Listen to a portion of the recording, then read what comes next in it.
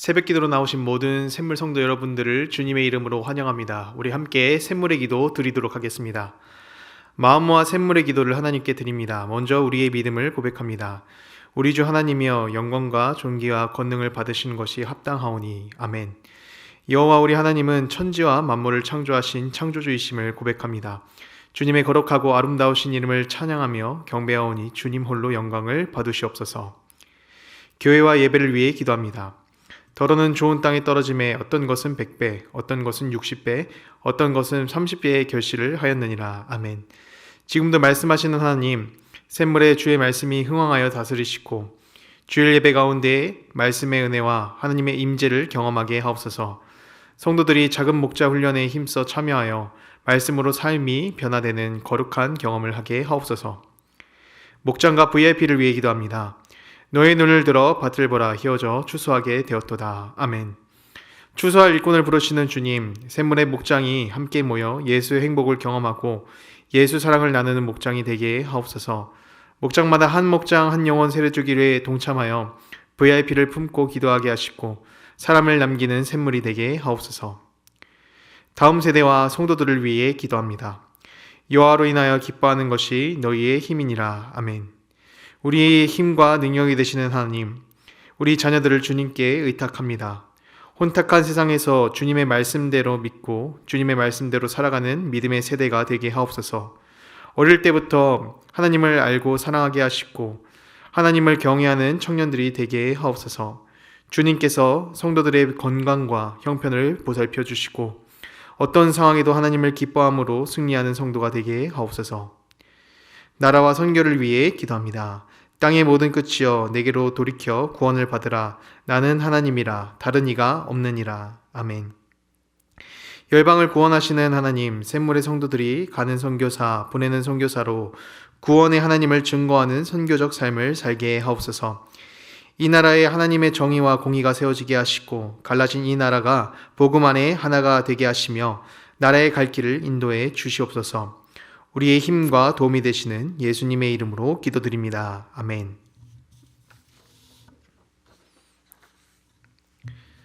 우리 함께 하나님 말씀 살펴보도록 하겠습니다. 오늘 하나님께서 우리에게 주신 말씀은 마태복음 21장 1절부터 11절까지의 말씀입니다. 우리 한 절씩 교독해서 읽도록 하겠습니다. 그들이 예루살렘에 가까이 가서 감람산 벳바게에 이르렀을 때에 예수께서 두 제자를 보내시며 이르시되 너희는 맞은편 마을로 가라. 그리하면 곧 매인 나귀와 나귀 새끼가 함께 있는 것을 보리니 풀어내게로 끌고 오라. 만일 누가 무슨 말을 하거든 주가 쓰시겠다 하라. 그리하면 즉시 보내리라 하시니 이는 선지자를 통하여 하신 말씀을 이루려 하심이라. 일렀을 때 시온의 딸에게 이르기를 내 왕이 내게 임하나니 그는 겸손하여 나귀 곧 멍에를 매는 짐승의 새끼를 탔도다 하라 하였느니라. 제자들이 가서 예수께서 명하신 대로 하여 나귀와 나귀 새끼를 끌고 와서 자기들의 겉옷을 그 위에 얹음에 예수께서 그 위에 타시니 무리 대다수는 그들의 겉옷을 길에 펴고 다른 이들은 나뭇가지를 베어 길에 펴고 앞에서 가고 뒤에서 따르는 무리가 소리 높여 이르되 호산나 다윗의 자손이여 찬양하리로다. 주의 이름으로 오시는 이여 가장 높은 곳에서 호산나 하더라. 예수께서 예루살렘에 들어가시니 온 성이 소동하여 이르되 이는 누구냐 하거늘 21절 함께 읽도록 하겠습니다. 무리가 이르되 갈릴리 나사렛에서 나온 선지자 예수라 하니라. 아멘. 오늘의 말씀은 찬양 받으실 주님입니다. 우리가 살아가는 사회에는 여러 찬양의 대상들이 있습니다. 그것이 돈이 될 수도 있고 또 어떤 사람들한테는 권력, 또 어떤 사람들한테는 다른 것들이 될 수가 있겠죠. 근데 이런 찬양의 대상의 공통점이 과연 무엇이 될까요? 바로 다른 어떤 것보다 그 대상을 소중하게 생각하고 여긴다라는 것입니다. 자신의 삶에서 그 어떤 것보다 소중한 것이기 때문에 내가 그것을 갈망하기도 하며 더 그것이 이제 심해지면은 찬양의 대상으로 올라가게 되는 것이죠. 이를 바라보면서 과연 내 삶의 찬양의 대상이 무엇인가 이렇게 생각을 하게 되는데요. 그 찬양의 대상이 예수님이 되기를 바랍니다. 나의 삶 가운데의 가장 소중한 분, 또 진심으로 내가 찬양해야 할 그 대상이 예수님이 되기를 바랍니다. 오늘 말씀을 보면은 수많은 사람들이 예루살렘에 입성하는 예수님을 바라보면서 호산나라고 외쳐 부르며 찬양하는 모습을 볼 수 있습니다. 누군가 시켜서 거리로 내몰린 것이 아니라 자신의 전심으로 또 자신이 그 원하는 모습으로 목 놓아 외쳐 부르면서 주님을 찬양하는 것이죠. 이처럼 예수님께서는 우리의 찬양의 이유가 되십니다. 오늘 우리에게 주신 말씀을 묵상하며 주님을 찬양하는 삶이 되기를 소망합니다. 그렇다면 찬양 받으실 주님은 어떤 분이 되실까요? 가장 중요한 모습인데요. 주님께서는 우리의 구원자가 되십니다. 다른 어떤 이유보다 예수님께서는 우리가 해결할 수 없는 그 문제들을 해결해 주시고 또 근본적인 그런 문제인 죽음의 문제를 해결해 주신 구원자가 되시기 때문에 우리가 주님께 감사드리며 찬양하는 삶을 살아야 되는 것이죠. 오늘 말씀을 보면은 예수님께서 예루살렘으로 입성하는 장면이 나오는데요. 많은 사람들이 자신의 옷을 길에 깔고 또 예수님을 향해 종려나무를 흔듭니다. 이런 행차는 이제 전쟁에서 이기고 돌아온 영웅들을 위한 행차였습니다. 당시 전쟁에서 이제 패배하게 되면은 전장에서 이렇게 열심히 목숨을 걸고 싸운 군인들뿐만 아니라 그 나라 백성 전체의 생명과 삶이 위험해졌습니다. 이제 그렇게 돼서 적군을 물리치고 돌아온 이제 영웅들을 향해서 자신의 삶과 생명을 구해준 구원자를 향해서 엎드리며 찬양을 한 것입니다. 사람들이 예수님을 향해 종려나무를 흔들고 찬양하는 모습을 바라보며 예수님께서는 우리의 구원자 되심을 확인하게 됩니다. 당시 유명한 장군들은 이제 주변의 나라들과 싸우면서 이스라엘 사람들만의 생명을 지켜냈다면 예수님께서는 우리의 죽음의 문제를 두고 결국 이기셔서 오늘을 살아가는 우리에게도 생명을 주는 것이죠. 그래서 예수님은 다른 누군가의 구원자가 되는 것이 아니라 우리의 구원자가 되십니다. 성도 여러분, 구원자가 있는 삶에는 기쁨이 있습니다. 예수님을 환영하는 사람들의 모습을 보면요, 반가움을 넘어서 정말 축제와 같이 행복과 기쁨이 가득한 모습을 보게 됩니다. 이 10절 말씀을 보면은 그 기쁨과 행복이 너무나 커서 예루살렘 전체가 소동할 정도로 이 사람들이 예수님 때문에 기뻐했다라고 말을 합니다. 우리 영화 중에 로빈슨 크루소 또 배구공이 나오는 이제 캐스터 어웨이 이런 무인도 조난의 영화를 보게 되면요, 이야기 끝에 갖은 고생을 하고 주인공이 끝에 구조가 되는 장면이 나옵니다. 죽을 위기를 넘어 이제 우연히 발견되게 된 그 화물선을 향해서 기뻐하고 절까지 하는 모습을 보여주는데요.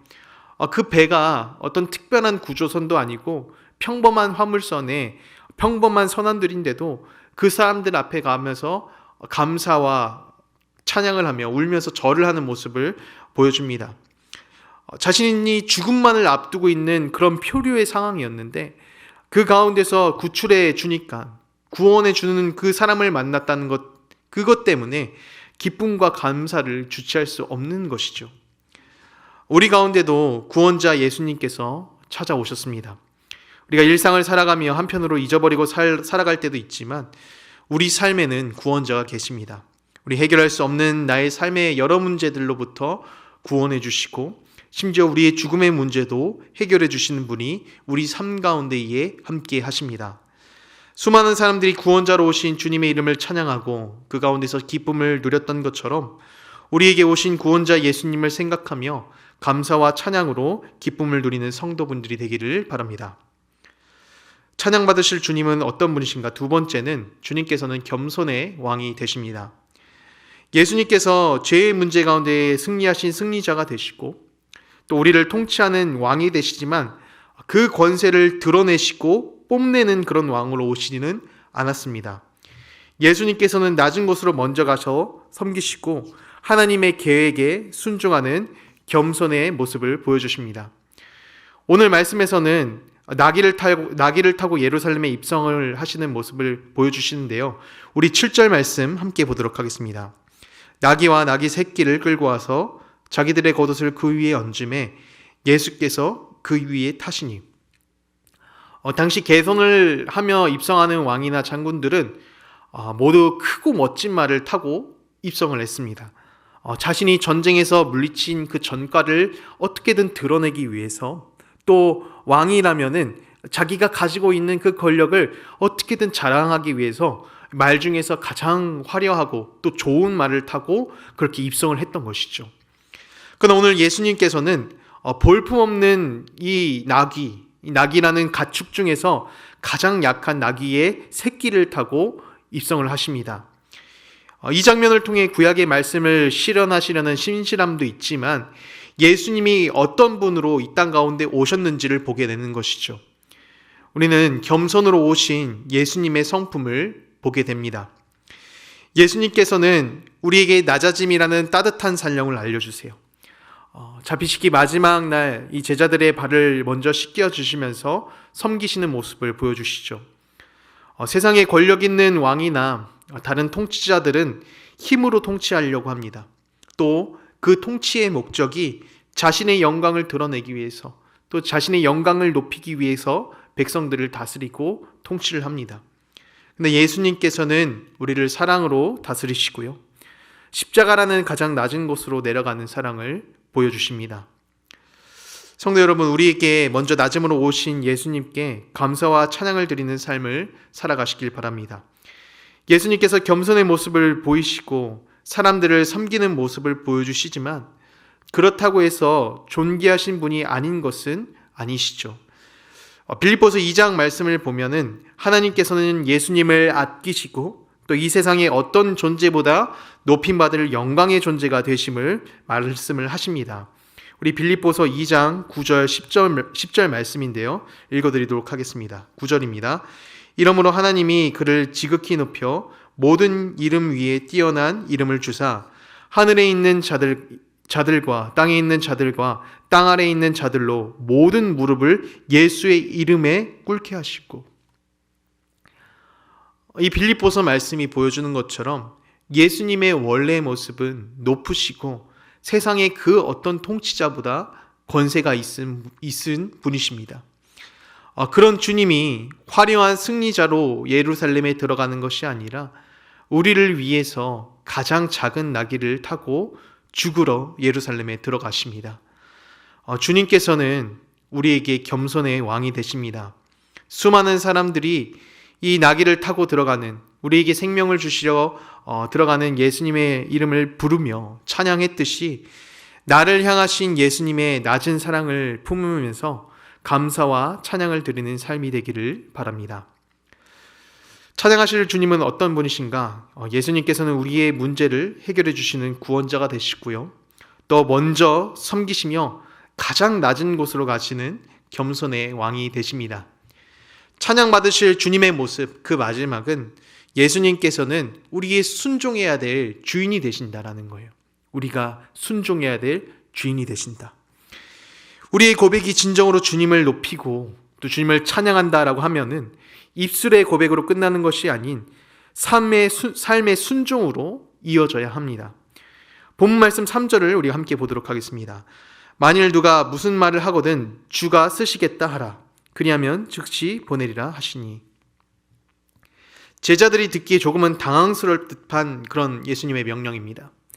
모르는 사람한테 가서 저 좀 차 좀 주세요. 제가 그 차 좀 잠시 쓰겠습니다 라고 한다면 그 자신의 차를 내어줄 사람은 아무도 없겠죠. 예수님의 이런 황당한 요청이었는데도 제자들은 어떤 질문도 하지 않고 예수님께 순종하는 모습을 보여줍니다. 또 그 부탁을 받은 나귀의 주인도 정말 말도 안 되는 그런 요청이었지만 자신의 나귀를 내어줍니다. 주가 쓰시겠다 하라. 이 말씀을 듣고 내어줍니다. 평소 선생님이었던 예수님의 말이 아니라 주인 되신 예수님의 명령을 받아서 순종했던 것이죠. 우리가 예수님을 부르면서 주님, 주님 이렇게 부를 때가 많은데요, 우리의 입술로 주님을 부르지만 정작 우리의 삶의 주인이 정말로 예수님이신지 생각을 해보게 됩니다. 주신 말씀과 도전을 받으며 부담스럽지 않은 말씀에는 쉽게 순종이 따르지만 부담스러운 말씀과 도전이라면은 따르기 망설여지죠. 예수님께서 나의 진짜 주인이 되신다면 그 말씀에 순종하는 삶을 살아가야 합니다. 제자들과 이 나귀의 주인이 전혀 상식적으로 이해되지 않는 그 예수님의 명령을 그대로 따라서 순종했듯이 우리의 삶 가운데 주신 뜻에 대해 때론 나의 머리로 이해가 되지 않아도 순종하는 삶을 살아가야 합니다. 말씀에 순종하며 산다는 것은 나의 삶의 주권을 온전히 맡겨드린다는 것이 됩니다. 예수님이 내 삶의 주인이 되심을 인정하기에 그 삶은 예배로 이어지게 되는 것이죠. 사무엘 선지자는 참된 예배에 대해서 순종이 제사보다 낫다라고 이야기합니다. 주님께 순종하며 사는 삶, 그 자체가 어떤 찬양과 예배보다 가치가 있다는 것을 알게 되는 것이죠. 성도 여러분, 예수님께서는 우리가 순종해야 할 주인이 되십니다. 나에게 주시는 말씀과 뜻이 있다면 그 뜻에 순종하는 삶을 살아가시길 바랍니다. 또 그 순종을 통해서 주인 되심을 인정하게 되고 입술의 찬양이 전부가 아닌 찬양의 내용과 삶의 일치로 이어지는 성도분들이 되기를 주님의 이름으로 축원드립니다. 말씀을 정리합니다. 우리의 삶이 다른 대상이 아닌 예수님을 찬양하며 높이는 삶이 되기를 바랍니다. 해결할 수 없는 나의 삶의 문제와 또 죽음의 문제로부터 구원해 주신 예수님, 그분을 찬양하고 강력한 통치와 왕 영광을 위해 이 땅에 오신 것이 아닌 우리의 생명을 위해서 낮은 모습으로 나귀를 타고 가시는 겸손의 예수님을 찬양합니다. 또 우리가 순종해야 할 주인 되신 주님께 감사와 찬양을 올려드리는 오늘이 되기를 바랍니다. 우리 함께 들은 말씀을 기억하면서 기도의 자리로 나아가도록 하겠습니다. 나의 삶 가운데에 겸손의 왕, 또 찬양해야 될 주인, 또 나의 죽음의 문제를 해결해 주신 그 주인 되신 예수님께 감사드리는 삶을 살아가는 하루가 될 수 있도록 도와주시옵소서. 또 온전히 주님의 말씀에 순종하는 믿음을 허락하여 주옵소서. 이렇게 함께 기도하신 후에 각자의 개인 기도 제목으로 기도하고 나아가도록 하겠습니다. 우리 함께 기도하도록 하겠습니다.